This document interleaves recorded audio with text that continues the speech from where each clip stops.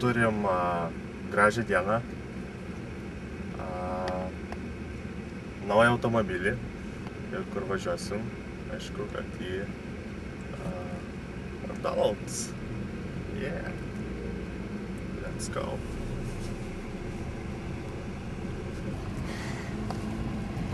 Taigi, gavom pavairuoti Ford Fiesta naują, kurios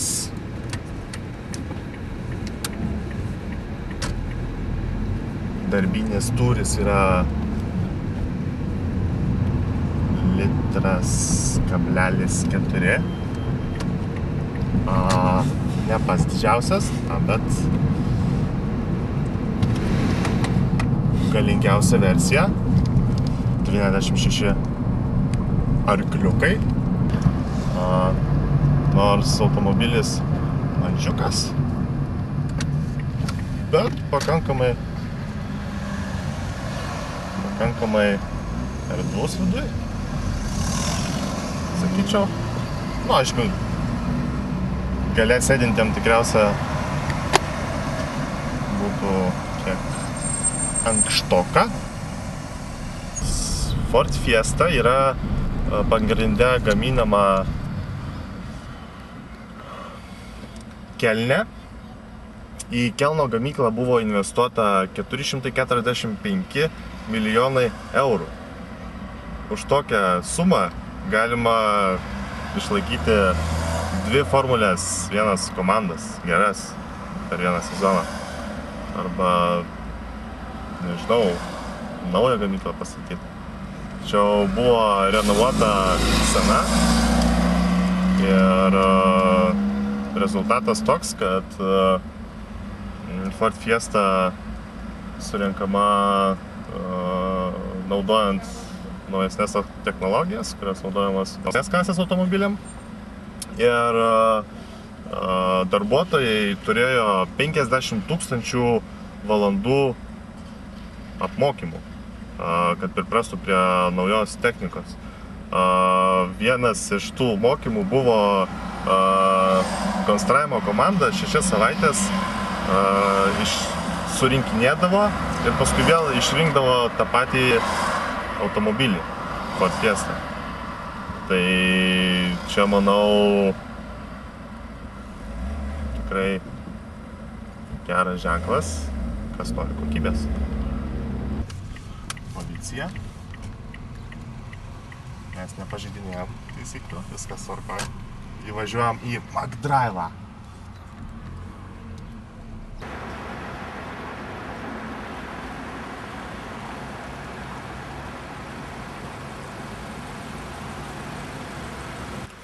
Ir ką mes čia turim?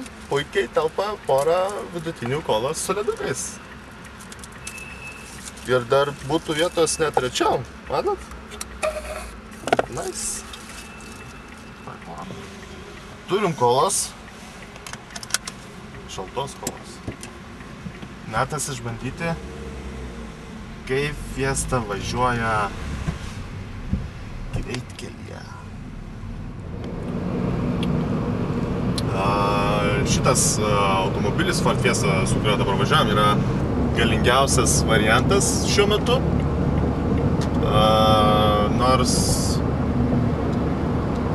Fordas planų oficialiai neskelbia apie Ford Fiesta ST, tačiau visi supranta, kad anksčiau ar vėliau tikrai bus. Man vis kirbėjo, ar tai vis dar tik moteriškas automobilis, ar gali juo važinėti per daug nesigėdindamas ir vaikinukas.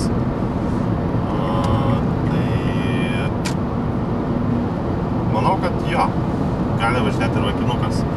Aš čia matyčiau paralelę į tos tokius rankinukus, kur nešioja jau ir vaikinukai.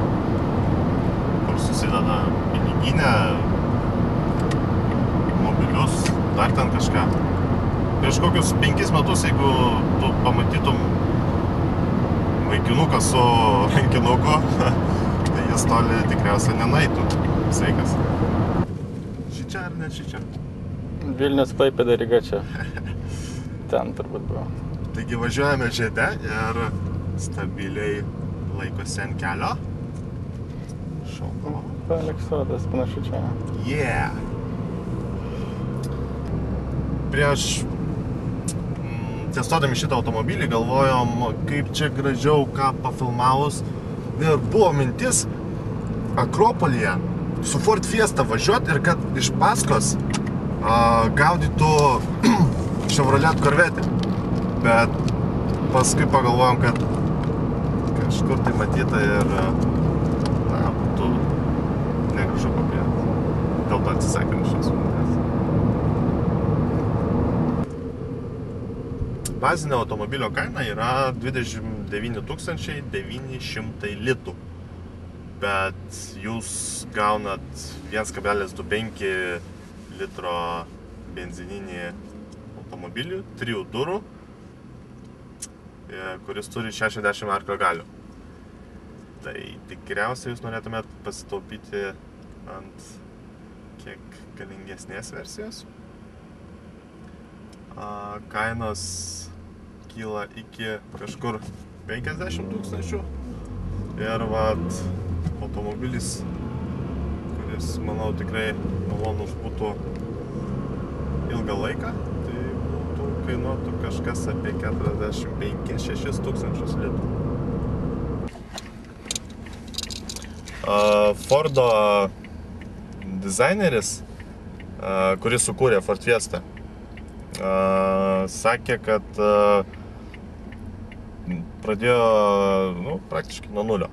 Nes iš esmės senesnės Fiestos tai buvo, čiut tenai, čiut kažkas panašaus į Focusą, bet šiek tiek gal mažesnis.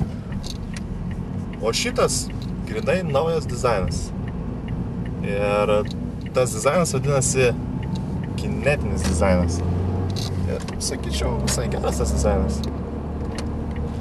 Jis pasižymė ryškiamis linijomis, išraiškingų dizainų, dinamiškas.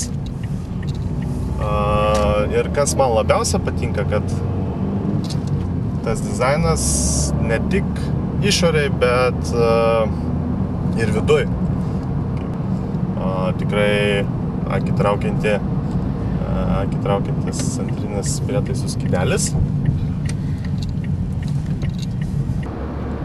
Šitas automobiliukas skirtas jaunatviškam mieste gyvenančiam žmogui, kuris nelabai daug žino apie kaimą ir panašiai. Jums svarbu, kad būtų nedidelis automobiliukas, ekonomiškas ir kad gerai atrodytų ir už gerą kainą. Pavyzdžiui, Fifth Gear, testuodami Ford Fiesta, lygino su iPodu, nes tai gero dizaino, paprastas naudoti, mažas, stilingas, bet tuo pačiu prieinamas. Aišku, ką vadinsit prieinamu, jeigu turit 40 000 litų, tai tada prieinamas. Jeigu turit porą litų, tai nelabai prieinamas.